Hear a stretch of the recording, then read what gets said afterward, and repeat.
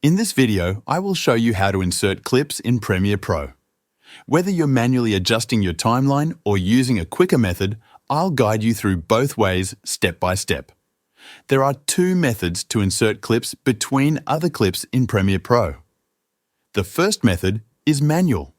Click and drag over the clips in the timeline to select them, then move them forward to create space. Now, drag your new clip into the gap. Once the clip is placed, select the other clips and drag them back to close any gaps. This method works but is not the most efficient way to insert clips. The second method is much faster. Hold the Control key on your keyboard, then start dragging your clip into the timeline. You will see some vertical lines appear. These lines indicate where the clip will be inserted. Once you release the clip, it will automatically be placed in between the existing clips, and Premiere Pro will adjust the other clips accordingly, and that is how you insert clips in Premiere Pro. Thanks for watching.